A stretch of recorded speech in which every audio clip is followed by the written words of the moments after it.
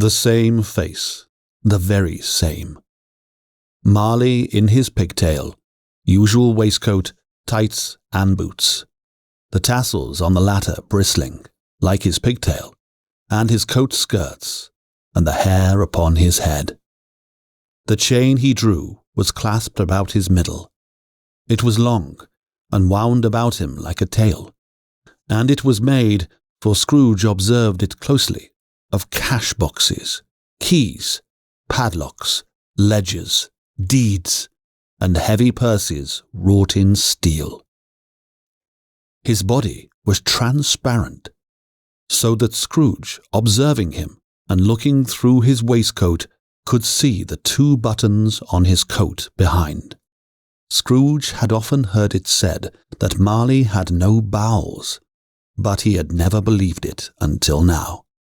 No, nor did he believe it even now, though he looked the phantom through and through, and saw it standing before him, though he felt the chilling influence of its death-cold eyes, and marked the very texture of the folded kerchief bound about his head and chin, which wrapper he had not observed before.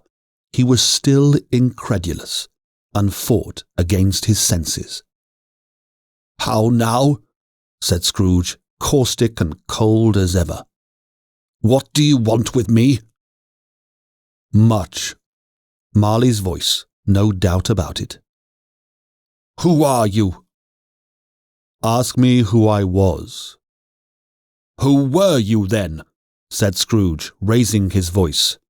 "You're particular, for a shade." He was going to say, to a shade, but substituted this, as more appropriate.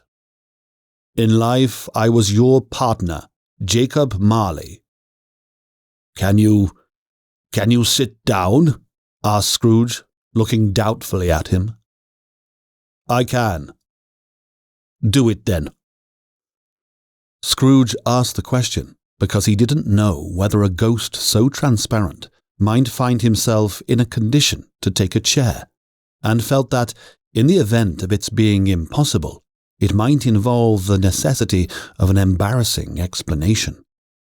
But the ghost sat down on the opposite side of the fireplace, as if he were quite used to it. "You don't believe in me," observed the ghost. "I don't," said Scrooge.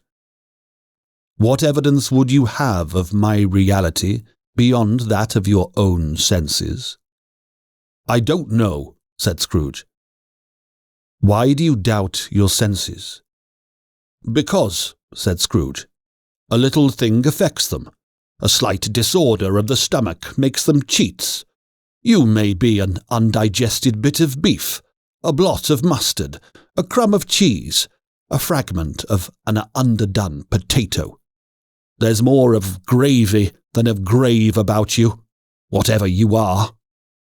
Scrooge was not much in the habit of cracking jokes, nor did he feel in his heart by any means waggish then.